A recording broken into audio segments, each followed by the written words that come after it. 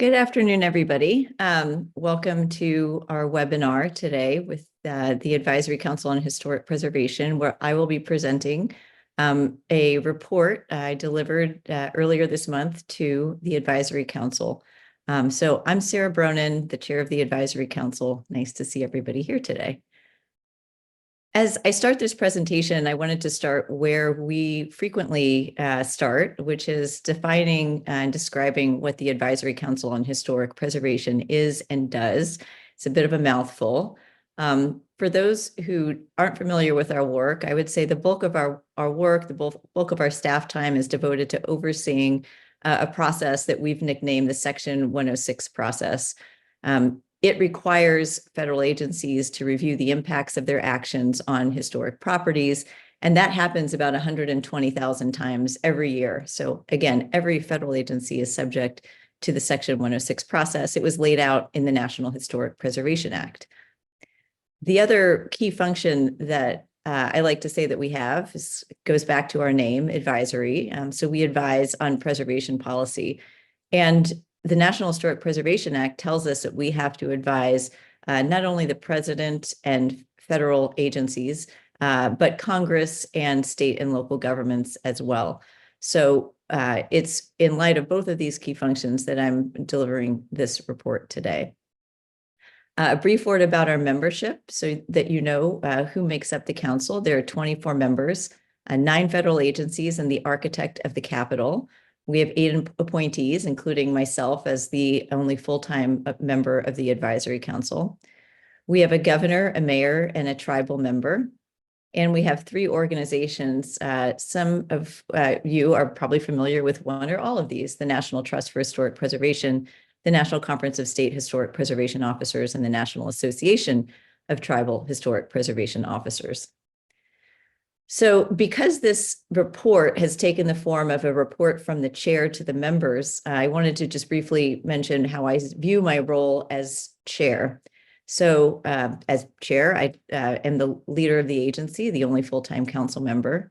I also view myself as having the responsibility to represent the council's stated views. So not often, but sometimes the council does vote on things like policy statements, including a couple I'll mention today. And I do feel an obligation to reflect those views and represent them in public and in my own writing. I'm also here to make sure that we fulfill the full range of our statutory obligations. And finally, just to help develop a direction for the council in coordination with the council itself, with the executive director and the leadership team on the staff. So that's how I view my role. And I came to this position as a longtime preservationist, somebody who's worked on a little bit on the architecture side, a little bit on the development side, a lot on the legal side, and has held roles both at the local level, at the City of Hartford Historic Preservation Commission, and at the statewide level up in Connecticut. So that's just a bit of background to lead into the topic for today. And the report has generated a lot of interest. So I'll just say, for those of you who are interested in Q&A, I can't both read the chat and the Q&A, so put your questions in the Q&A and we'll get to those at the end. But I'm going to go through the report, some observations that I had in assembling it, and then hope that we can engage in a pretty robust dialogue.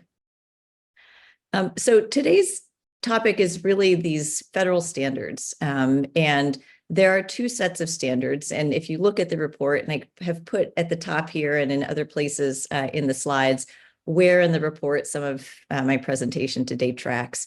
But I call the standards for the treatment of historic properties just the standards in the report. And then the standards for rehabilitation that apply to tax credit projects is the tax-related rehabilitation standards. So if you know about the standards themselves, the 4 standards, they are the preservation treatment, the rehabilitation treatment, the restoration treatment, and the reconstruction treatment. And it's that second one, rehabilitation, that received virtually all of the comments and both in prior analyses and in the public comments that we received in light of this the call for comments over the summer. But it's rehabilitation that I would say was where the vast majority of comments were related to. And so rehabilitation is part of the 4 standards, but it's also the standard that's used for tax credit projects. So a lot of what I'm going to talk about today, virtually everything I'll be speaking about from this point forward, is focused on the rehabilitation treatment, which I would say is the most flexible treatment that's offered by the standards. It's not preservation, which is given it historical use and retaining a lot of the distinctive features. And it's certainly not restoration, which is basically taking a property back to a particular period. So today we're going to focus on rehabilitation. The report lays out a timeline for the standards. And there's a section on this that goes through the back and forth. This image here simplifies it a bit. So starting with the National Historic Preservation Act of 1966, fast forward about a decade later, the Park Service, a division of the Department of the Interior, developed 7 standards, actually. Then a couple of years later, developed the tax-related rehabilitation standards as the historic tax credit program at the federal level came about. There were some minor changes to those standards in 1990. And then the 7 standards from the Park Service, so just the regular standards, were converted to 4 from 7. So there has been a bit of an evolution of the standards, particularly in the first couple decades of their existence. And I think that background, which is the report goes into further detail about, is important for setting the stage for these conversations about evolution and change that we need to think about as preservationists. How the standards are made, the text of the standards themselves is made through federal regulations. So this is a time-intensive process. You might say a bureaucratic process, and that anytime a federal agency engages in regulations, they have to go through a comment period, go through drafts, make sure that they're taking public views into account. And that does take some time. So in recognition of that, that process has happened. And maybe that's part of the reason why it doesn't happen very often, updates to these regulations. So there's how they're made, and then there's how they're interpreted. And again, the report goes into this a bit in Part 1D. There's guidance, and this is primarily issued by the Park Service itself, which has created the standards. There's guidance, there's preservation briefs, there's interpreting the standards bulletins, and then there's tax incentive documents, which I had found a little hard to find. So we put them in an Appendix C, not to be confused with any other Appendix Cs that you've heard about in preservation. But these are a collection of about 20 documents that are specific to the tax credit program. So these documents provide one way of interpreting the standards, a few ways of interpreting the standards, and they're specific oftentimes to specific types of projects or techniques. So this is a question that I've gotten a lot, which is why bother with this report? Why think about the standards? And I wanted to just kind of, as a preservationist coming into this position, there were some things that I knew coming into it. The first one is really the role of the council itself.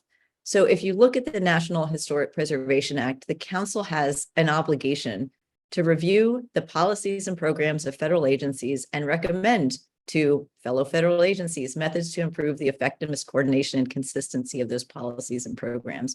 Now, we don't do this very often, so I recognize that. But given the scope and impact of the standards, not just at the federal level, at all levels of government, and the way they're viewed by private parties, this seemed like one of those things where we might try to engage in some review.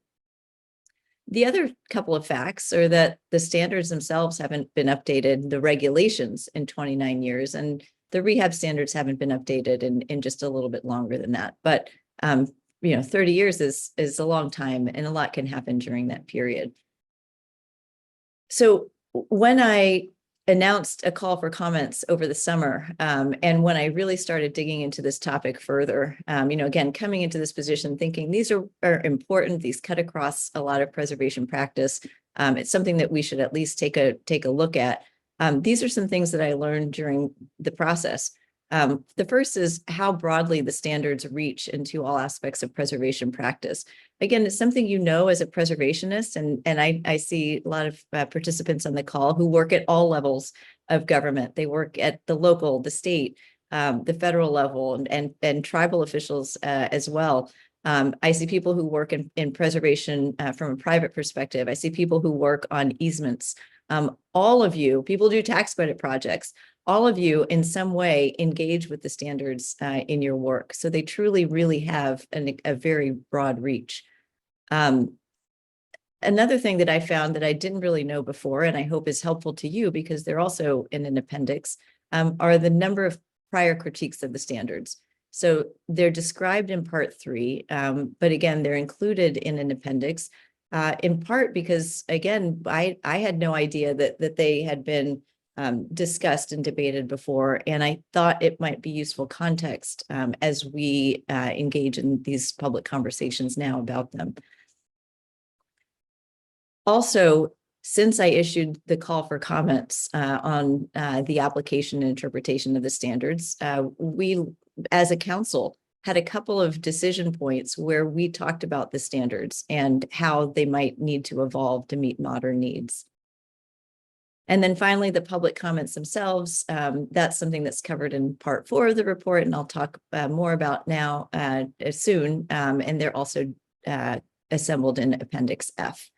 So these are all things that, at least for me, somebody who has been a preservationist my whole career, has really felt like, I've delved into all the details of preservation, and yet for me, there was a lot to learn about the standards reach, their evolution, the way that they have been interpreted and viewed both in the past and by contemporary commenters.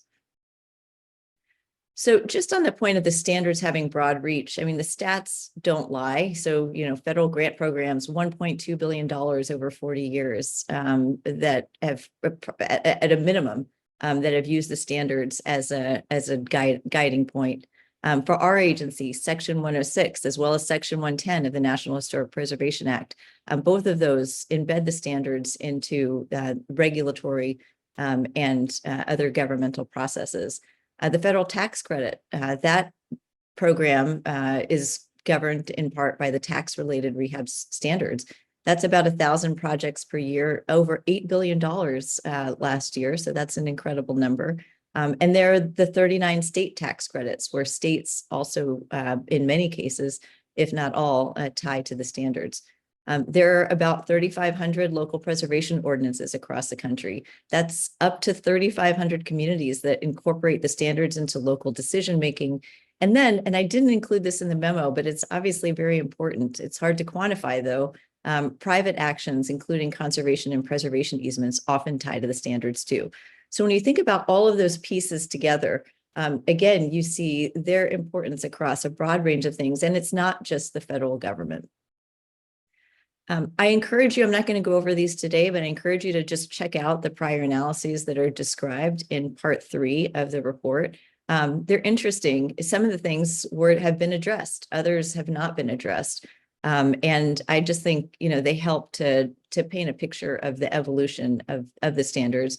And in fact, the evolution of guidance as well. So it's not just the standards that have changed, going back to the first 20 years of them, but over time, that should say 2003 actually on the first line for Nick Schippo.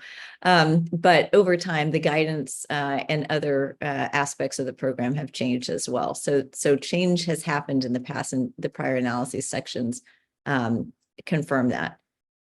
Now, I mentioned that the council has stated views on the standards recently, and here I'm just pulling out a couple of policy principles that were embedded in 2 policy statements of the 3 that we adopted in 2023. The first one was the policy statement on climate change and historic preservation. I, with Drew Null, did a webinar on this and the next topic that I'm about to mention, so feel free to check those out on our agency's various social media pages. But this provision was adopted by members, and what it says is that as a matter of our policy, federal preservation policy, the federal government should expand and more flexibly apply its guidance on the treatment of historic properties threatened by climate change. The federal government should accelerate the development of additional guidance, incorporate the latest technological innovations and material treatments, and increase flexibility in retrofitting buildings. So the reason I told you about all the 24 members was to tell you that you had a lot of different perspectives that fed into the adoption of provisions like this and the other provisions of the climate statement. And I really feel like that statement was a landmark in both federal policymaking, but also in the way that collectively that Council as Preservation has thought about how preservation can continue to evolve. Second policy statement that I wanted to mention today was the one we adopted in December, just before the year closed, the Housing and Historic Preservation Policy Statement. Now, this policy statement again had a provision relating to the standards, and it said the federal government should expand upon its guidance regarding the rehab of historic properties for housing. And it should do that in a way that would incentivize housing development, particularly of affordable housing, and facilitate adapting non-residential buildings to housing. I pulled these two things out just to say that this report is my report to the members, but I think in some of the recommendations, it does reflect some of the stated views of the council. Next, I just wanted to get to the public comments, and we got a lot of these. And again, I see some familiar names in the participants on this call, and I thank each and every person and each and every organization that took the time to give us some specific examples that we could help, for me anyway, and for anybody who reads the report, understand the different aspects of this issue and how it plays out at all levels. So what we heard, over 300 pages of comments, they came from federal agencies, from state and local partners, from private and nonprofit preservation organizations at the national, state, and local level, from architects, planners, and developers. And I would say to a person, everybody who submitted was, in fact, a committed preservationist. In many cases, people who devoted their lives to protecting, enhancing, and creating valuable places in our historic sites. And I would say that if you look across the comments, there were some opportunities that people agreed were possible. And I would group those in the categories of economic growth, like environmental sustainability, and equity. And the report goes into a lot of detail and pulls out specific quotes and comments, again, not to provide the definitive testimony, but just to provide a representative sample of the opportunities that can be created with a changing and evolving approach to the standards. So just hitting on a few highlights here in the category of economic growth, a couple of things that seem to stick out were aspects of the federal rehab tax credit program, housing creation and retention, the conversion of institutional and religious buildings. So this is one of my poster children, I would say, for the tax credit question. This is a New Haven building, a Marcel Breuer building that had, you may have driven by it at the intersection of I-95 and I-91 in New Haven, and it's in the IKEA parking lot, and it sat there for decades. When I went to law school, it was already abandoned for decades. And you would just see this building, and it's a very unusual and pretty cool building. It was finally rehabbed thanks to federal tax credits. And some of the challenges in interpreting the standards for this building occurred with the awning that you see there, which is necessary for a hotel, but there was debate about exactly what form it could take, how it would attach to the building, and so on, and the creation of light wells inside the building. And so this building was converted to a hotel, but other buildings converting to housing have a similar issue with the treatment of things like interior light wells. In other words, large floor plate buildings. This one originally built for an office and needing to be converted to new uses, but struggling with how to figure out, the appropriateness of something like that within the interior of a building. Housing creation and retention. We heard from a number of groups, including Main Street America, about the difficulty in converting, in many cases, upper level rooms that were offices or meeting rooms into housing. And so, it's again, there's the Main Street issue. There's large conversions that have been an issue, and the particulars are, there's examples in the report, but overall, the thought was is that if we were less strict in certain aspects of the standards, we could create more housing. Another example of this might be in the building type category of large volume buildings. So there is some guidance out there about subdividing large assembly spaces, but we did hear in the comments about potentially some lost opportunities, including this one that was submitted by Maine Preservation for a religious building, in this case a church, with a large volume that is sort of sitting in limbo as the property owners, potential developers try to can think about and be sure in the kinds of changes that they could make to this building that would enable it to have a new use in light of a dwindling congregation, something that we're seeing across the country. Just quickly on environmental sustainability, we also heard a lot about both positive and opportunity-wise, both in renewable energy efficiency, and climate resilience. So this is an example that was provided by Landmarks Illinois, the Dearborn Houses public housing complex in Chicago, deemed historic, installed solar panels. So here you see an aerial view of this. And some of the panels were found to be an adverse effect during the 106 process, which is the process, again, that the advisory council runs. So that required or ended up requiring some mitigation. But, there's a question about to what extent the interpretation at those buildings might have been different if we decided as preservationists we valued solar energy, in certain circumstances, to power buildings that were historic. I'll just give a shout out to the organization that I was on the board of for many years, Preservation Connecticut. This is the Eli Whitney boarding house, extremely historic place in Connecticut history, where the organization is headquartered, and they installed solar panels. This was years ago. So I do think that there are plenty of examples of places that have solar panels on very historic buildings, and under the right circumstances, they can be a benefit for everybody. I'll stick with Connecticut in this next example, which has come up for me because I did a lot of my, I've lived for many years in Hartford. Of course, I live in DC now, so capital of Connecticut. And I came there from Texas, and it is cold in Hartford, Connecticut. This is an image of a building in Hartford called the Swift Factory, which is located in an extremely low-income census tract neighborhood. And you can see in this image that the people who are working, and this is just an image that we found online, are wearing coats.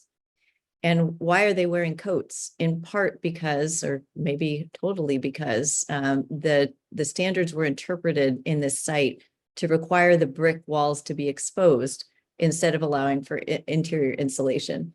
And so again, the balance here in chilly New England is, do we want for people to, I mean, maybe there's a cost to build the building owner as well, a nonprofit organization, in poorly insulated walls. Is that something that, what, in other words, where's the balance, and are we putting the thumb on the scales in the right way? Again, this is a challenging project. All of these preservation projects are very challenging from a variety of perspectives. So to what role does the standards play, and what role do preservationists' commitment to material fidelity, what role does that play in the way that we make decisions about the spaces that people want to use today? So it's a question. I think this is a great project overall. And ultimately, it did receive 2 tax credits. So it did work its way through that program too. Here's an image from Charleston, South Carolina, where I just was a few weeks ago. talking with the Charleston Preservation Society, and had an opportunity to meet with the mayor. And we did get comments from Charleston about how they're grappling with what to do with their communities. Now, in my observation, that particular city, both because of the strong preservation leadership at the local level, is in some ways ahead of the curve, in that they're developing their own design guidelines. One of our ACHP members, Chris King, is from Charleston. So I've also heard from him about some of the things that they're trying to do. So they're developing their own guidelines. Not every community can do that. How do we work with the local, state, federal partners to really align on the ways that historic buildings can be adapted to make them more resilient to climate change as it continues to advance? And then finally on equity, a lot of this line of comment was about just clarity and consistency in application of the standards. So you might have one body that thinks about the standards one way, one body that thinks about them another way. And, greater consistency, people felt would benefit the program and benefit preservation itself. So I believe this was an example that was provided by the National Conference of State Historic Preservation Officers about relocation of a property, and the general comment that even within federal agencies and guidance, we see maybe some conflicts. So while one agency might say that removal, our agency, in fact, I think has said in the past that relocation is always an adverse effect. There's the National Park Service flood guidance that says that, well, you can relocate. And then there's the National Register, which says that relocation may destroy the integrity of setting and location, leading potentially to a removal from the register. So again, even within the federal family, thinking about the relationships of certain activities that people are making that might be subject to the standards, that might have implications on the National Register, it's something that we really need to dig into and get right so that we can encourage that kind of consistency and treatment across the board. There's also the issue, and we didn't get a lot of comments on this, but the ones that we did get were, I think, pretty interesting. We may try to dig a little bit more into the building code issue at some point.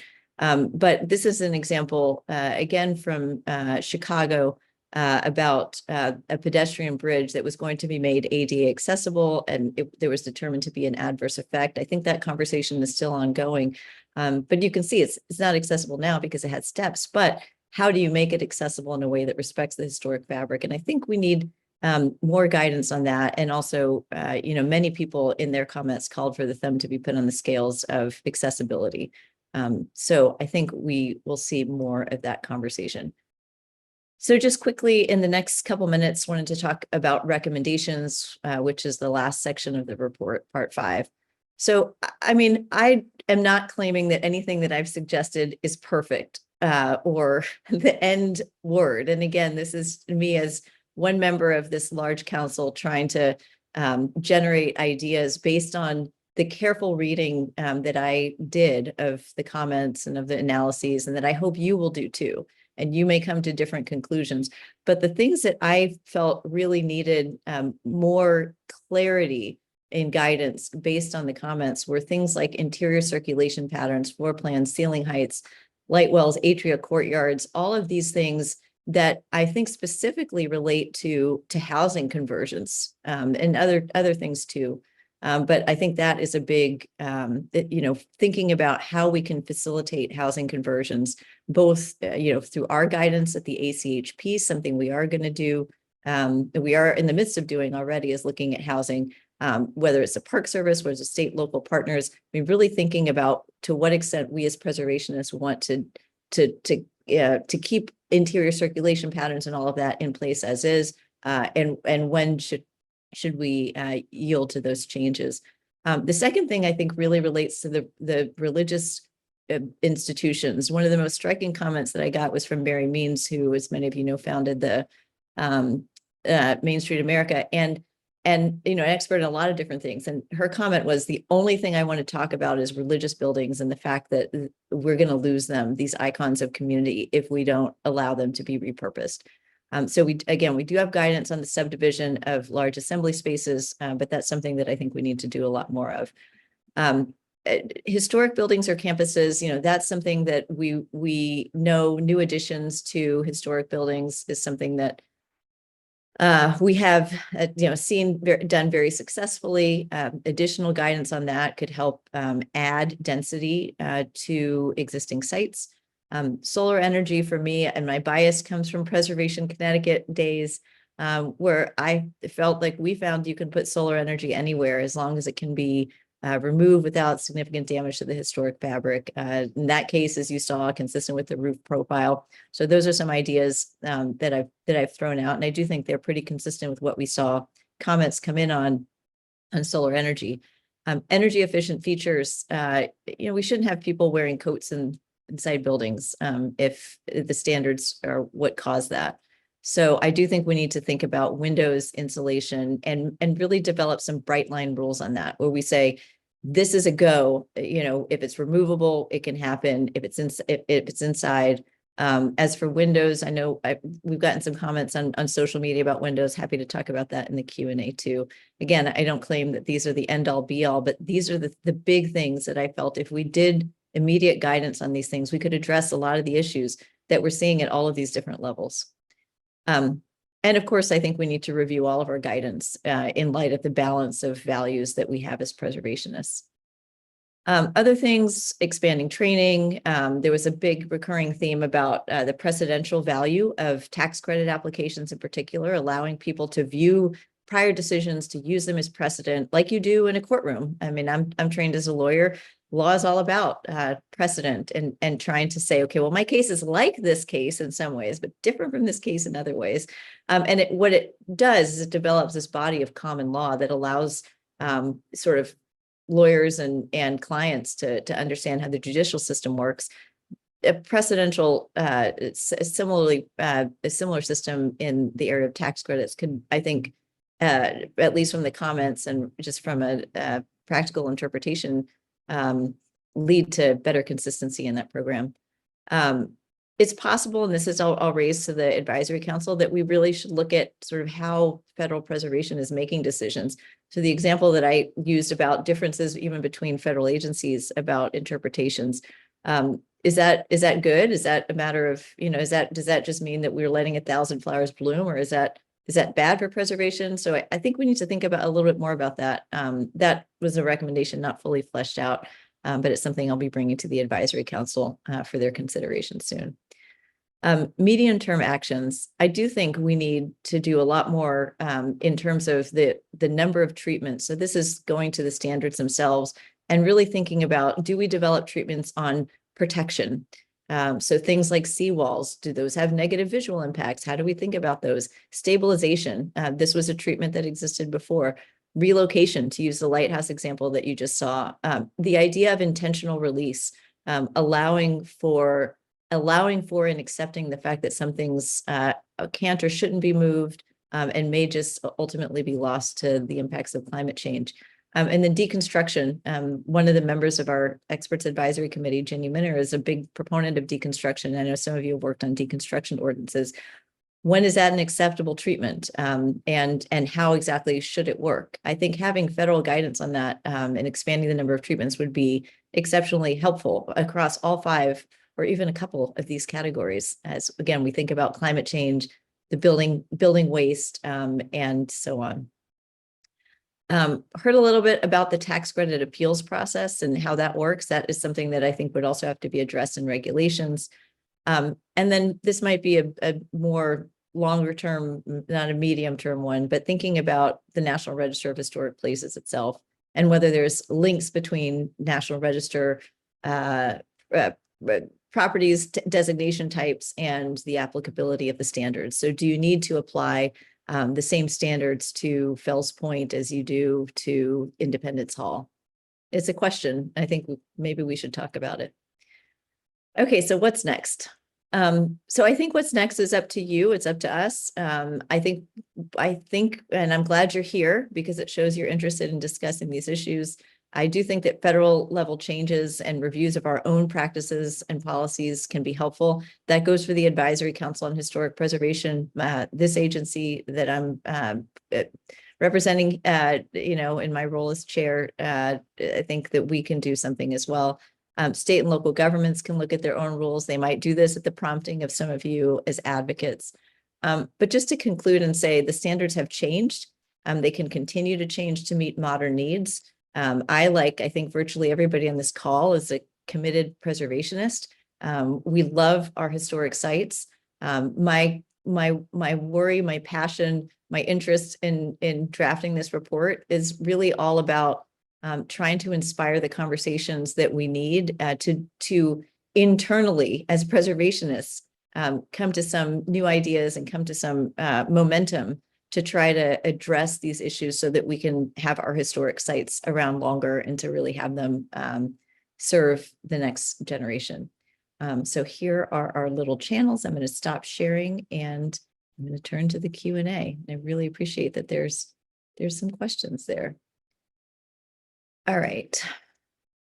So I have a lot of questions about Windows in the first one. Let me just get a quick overview. I'm happy to tackle the Windows question first. So there's 5 questions here, and I know that the commentator was well prepared to ask these questions. So thinking about the life cycle cost of Windows, the science behind window replacements, and so on.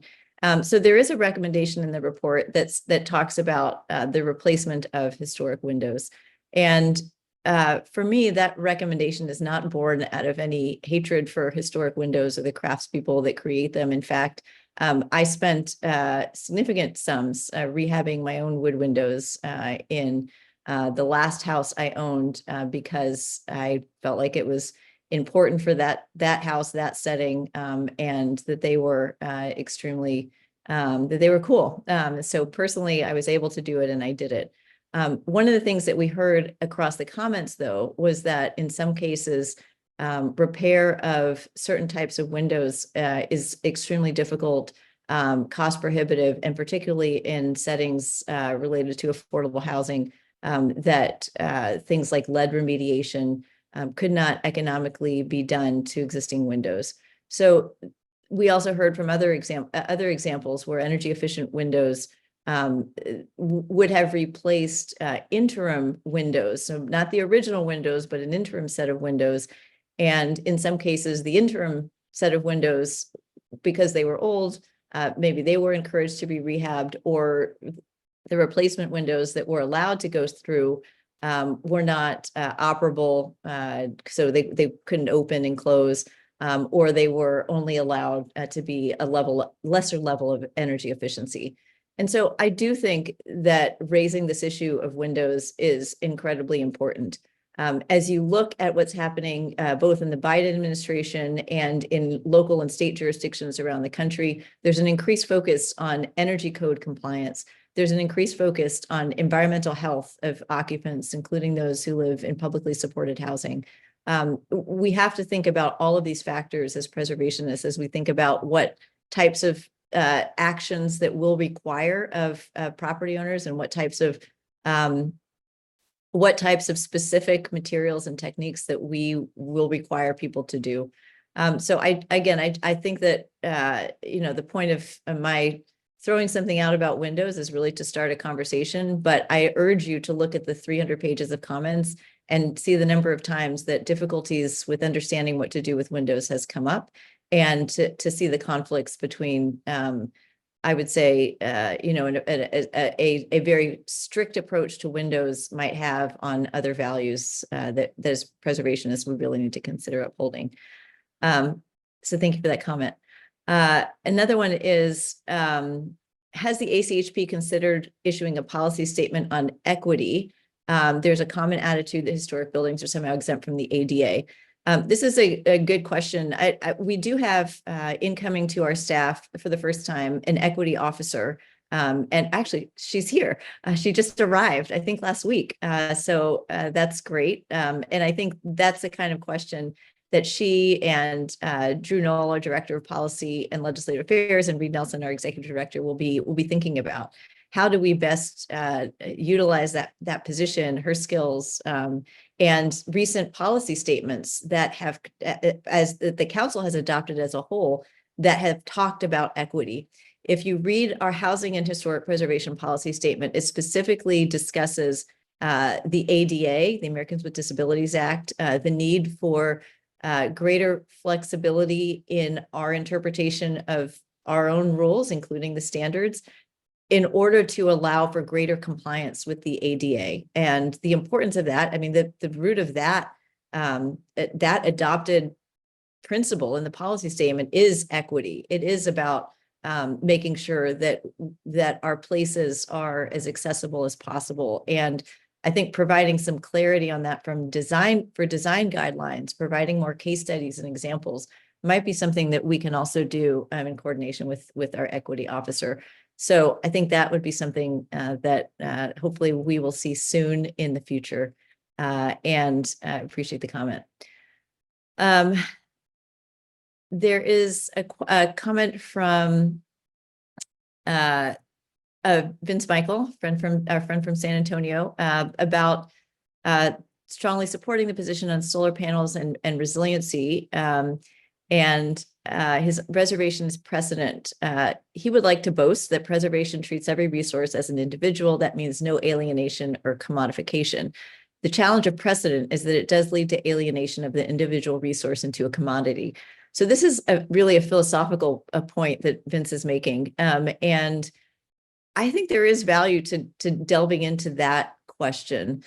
There's a difference, I think, between treating every resource as the same, as sort of an assembly line, a factory of sorts, and treating the people who want to rehabilitate those resources in a consistent manner. I don't think you have to treat the buildings, in this case, mostly buildings, if we're talking about the tax credit, all buildings, exactly the same, and make some sort of cookie cutter rules necessarily. But the benefit of having some common principles that somebody can argue could be used in their property would provide what we heard in the comments as a desire for sure outcomes, a consistency. And so I think there is a balance. So does that mean that you then treat every resource as oh, it's just part of one type and that's there's no nuance whatsoever? No, but I do think that having in this narrow case for the tax credit applications, which is a government program that awards or doesn't award financial benefits to people based on the plans they present and execute. There is some value to trying to make that specific program more manageable and more consistent. So I get what you're saying, but I think reading. It may be just limiting the concept of precedent to this one very specific program, and understanding that most of the buildings that will go through that program are going to be larger scale buildings. They're not going to be sort of the charming, one-off small home type things. They're going to be by nature of the program. They're going to be larger commercial buildings. I do think there's some value in thinking about how certain things are treated the same. There's a question from Elizabeth asking, regarding sustainability and energy conservation, one of the biggest issues is the lack of knowledge of contractors and materials manufacturers on the difference between historic and modern preservation techniques. It's not that we as preservationists want people to freeze in their homes, but it's not often it's so easy as installing insulation like a modern house. She's seen it cause more damage, both economically to health and to preservation.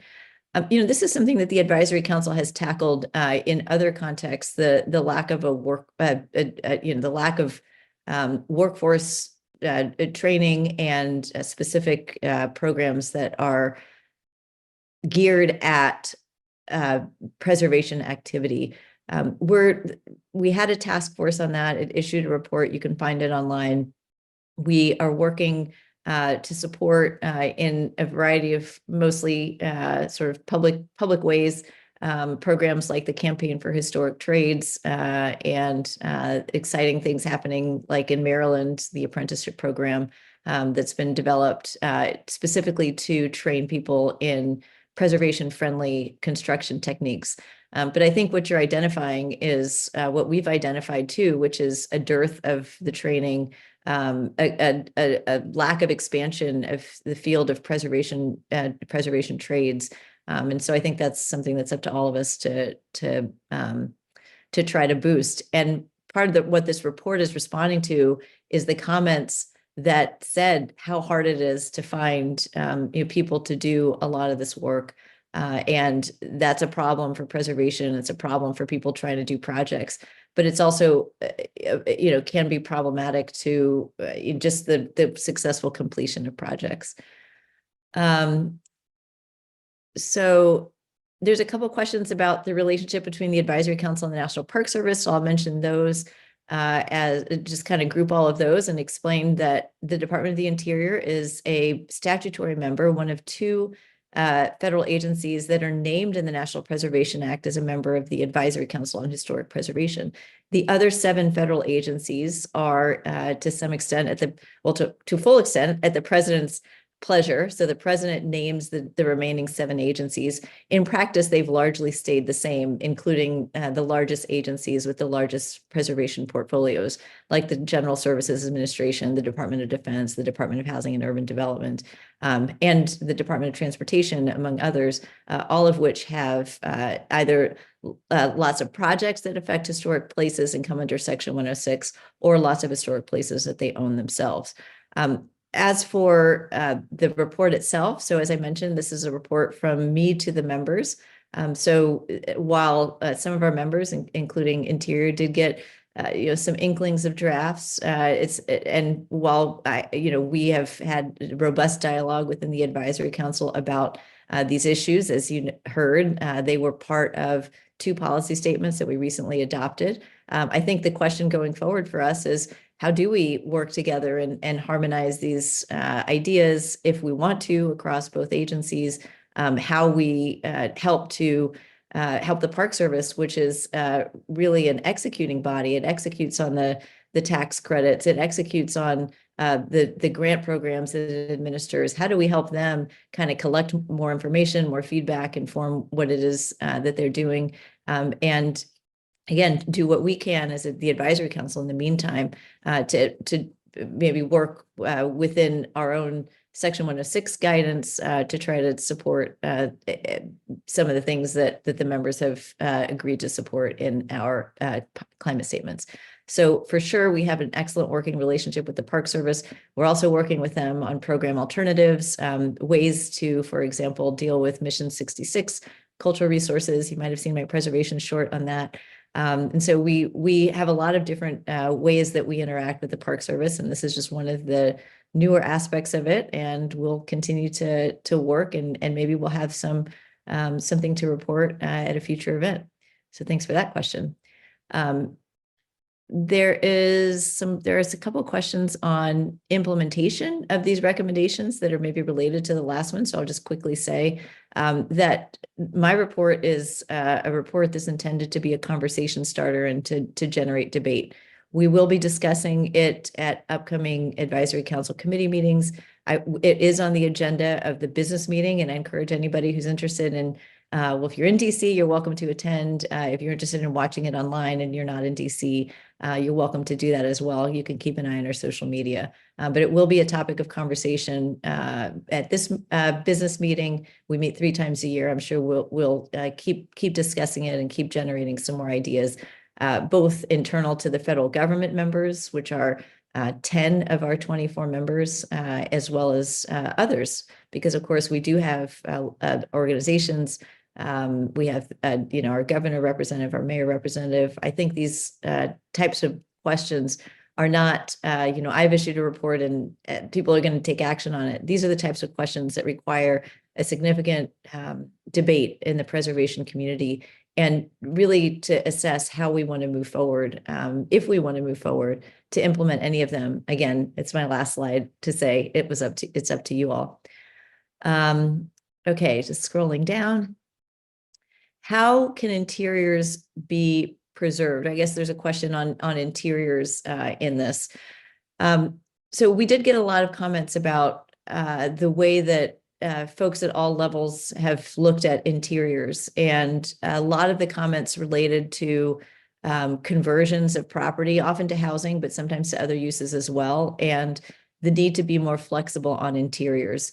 If you look at the guidance that we issued on the policy statement, rather, the advisory council adopted on housing, there is a policy principle, and I'm forgetting the number offhand, but that is the policy principle relating to the way that the advisory council conducts Section 106 related reviews of government federally funded, licensed, or constructed housing projects.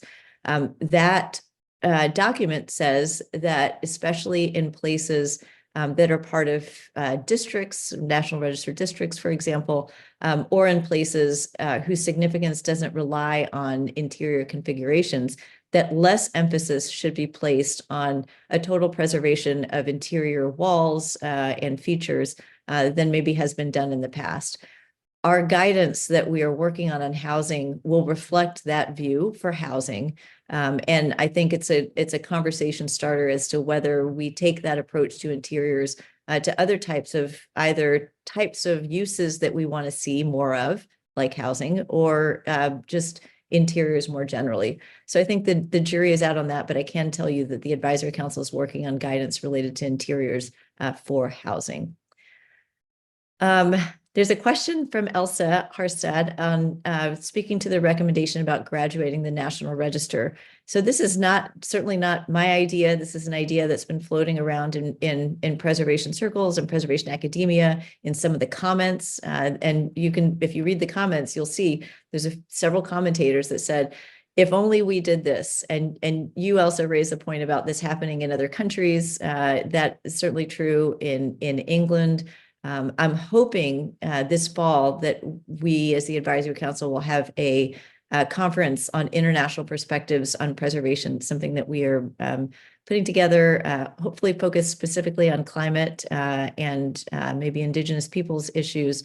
But I think this one will come up because it certainly came up in the comments. And your enthusiasm for it, I think, again, is something that we might pull out of this report and just talk about it at a different level and say, is this something that is recommended? Is it recommended to do this? How has it worked in the countries that have done it?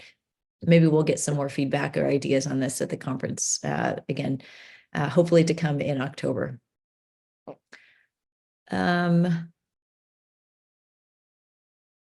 Oh, Matt Kelly asked a question. This is not necessarily related to the standards, but there's a question about the 120,000 undertakings under Section 106. Are they stored centrally at a federal or state level for easy search and access? So many of the undertakings, so when a federal agency reviews a project under Section 106, there's several levels of review. The first one typically is whether there are historic resources at all in the areas of effects. If the next is, if there are historic resources, are they affected by the undertaking? Then if they're affected, are they adversely affected? Agencies themselves conduct these reviews, and so they keep the records as to what decisions they've made at each level. So in terms of decision-making, a lot of those are kept by agencies. Where state historic preservation offices maintain a digital repository of these kinds of decisions, state historic preservation officers play a huge role in the preservation framework, and they play a role in the 106 process for sure. And so some of them may have good records on that. We at the Advisory Council are talking about how we might better. So we are digitizing our own records on 106. So that is happening already with Kate Care and others in our Office of Federal Agency Programs. But we're also talking about how do we digitize the geographies of Section 106, things like eligible properties. So stay tuned on that, but that's something that is of a lot of interest. Okay, so Holly Hickman asked about religious conversions and what policies are in place with religious conversions. and historical documentation that may be conducted prior to a conversion. There's a lot of embedded questions in her question about access to historical documentation and so on. Again, there's a lot of different levels of preservation. So in some cases, a religious institution might not be in a place where there is a local historic commission, might not be subject to an easement, might not be receiving tax credits. And in those cases, the interpretation of what best might be done might not have any external influence or need for documentation. So there's a question that she has about public access to those kinds of visualizations and interpretation. And again, that too, it really depends on the way that a religious building has gone through the conversion process. If there was a component, let's say for a tax credit, that process does require for drawings and documentation to be provided. So in that sense, there is that. If you're asking about whether that kind of material is available to the public, for example, a federal historic tax credit application, generally that's not available to the public now. One of the recommendations in the report is that be made available for that, again, for that specific program to the public so that others can see it. Oh, there's a lot of questions. Hold on.